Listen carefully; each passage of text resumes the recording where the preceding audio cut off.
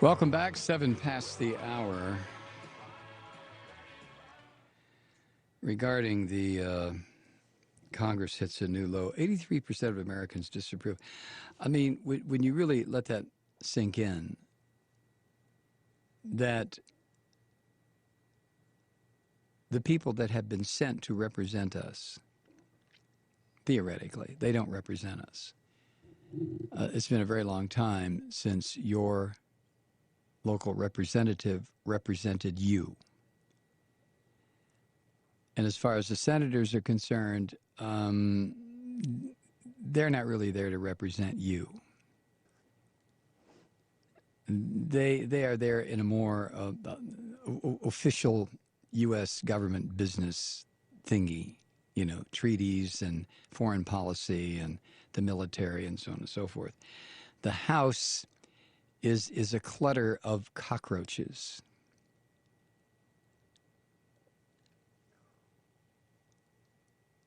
But the dissatisfaction, when it hits 83, 84, 85%, where people are literally dissatisfied. Now, the reasons for the dissatisfaction, of course, are many and varied.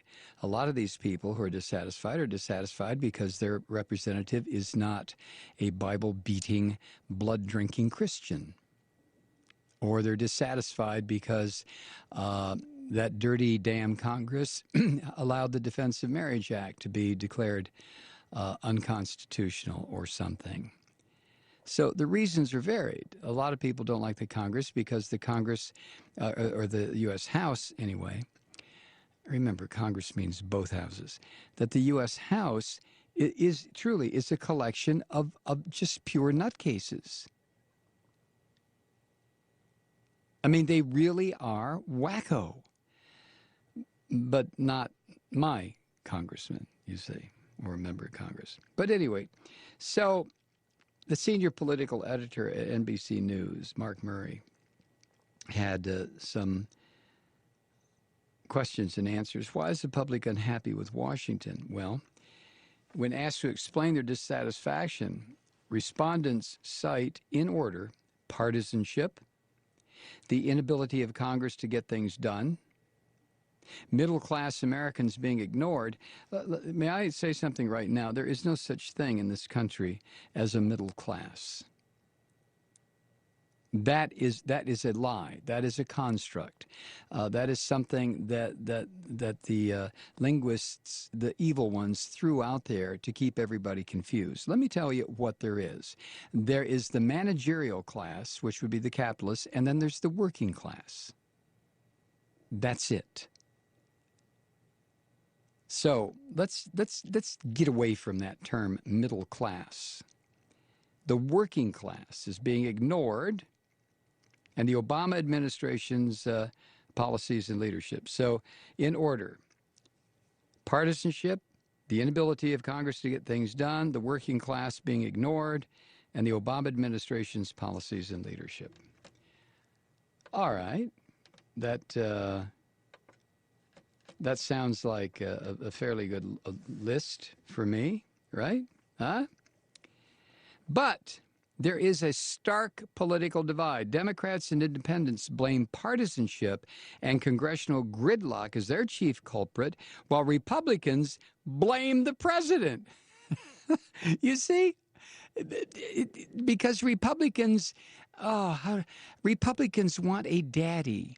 They want a daddy. And if the daddy is not doing the right thing, if daddy isn't increasing their allowance, if daddy isn't spanking the siblings because the siblings are getting in the way, they want a daddy, Republicans do, whether it is a cloud daddy or a White House daddy, and they damn sure don't want a Negro daddy because they're white.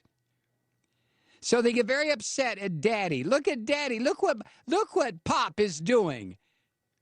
And because Republicans are all caught up in this Oedipal Greek thing, you know, they're just freaked totally out. Republicans belong in a goddamn pen someplace. They really, really do.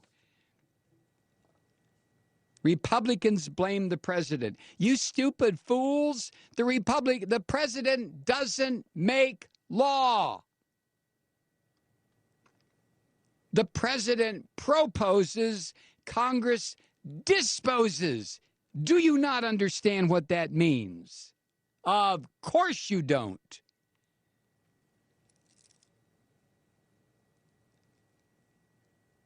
However, there are some signs that Republicans are realizing that their party is the blame for the situation in D.C. In fact, just 22% of Republicans say that they believe the GOP is interested in unifying the country in a bipartisan way. 45% of Republicans say the same thing about Obama. Now, how about that? Mainstream Republicans, 45%, now that leaves 55% that say Obama is a Kenyan communist, socialist, whatever. But 45% say that they think the Democratic president, so-called Democratic president, is doing more to unify the country in a bipartisan way. 45% say that. Only 22% of Republicans say their own party is. So well, this is just a bunch of happy horse droppings.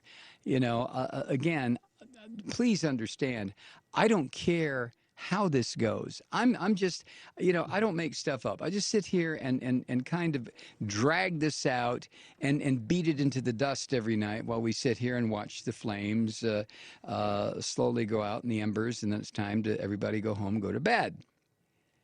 So I really don't give a rat's ass about these numbers.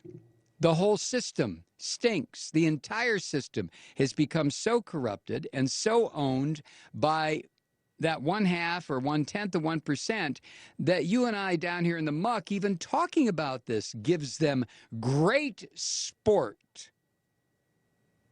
Great sport.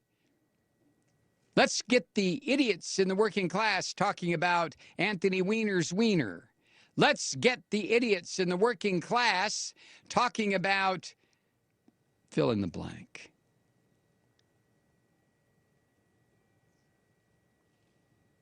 So, 56% of Americans say they think congressional Republicans are too rigid in their dealings with the president.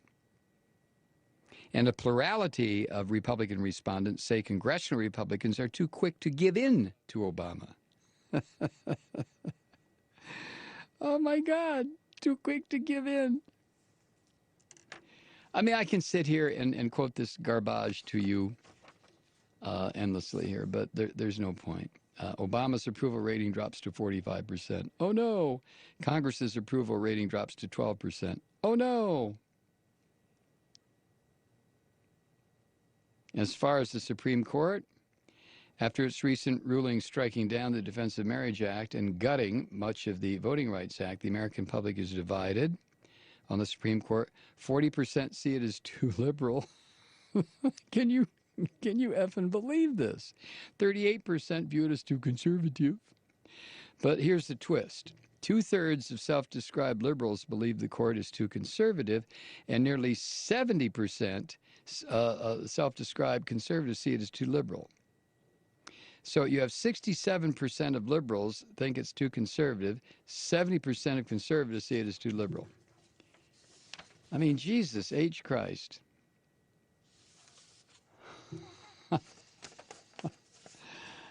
And again, not that I give a damn, and if you give a damn, you're fooling yourself. Read Derek Jensen's Deep Green Resistance. Don't be distracted by these shiny little bits of tinfoil that they throw in your face every now and again. Liberals need to take responsibility. They can't run and hide. Pissed us off, so we voted for Republicans. A form of suicide. Republican side!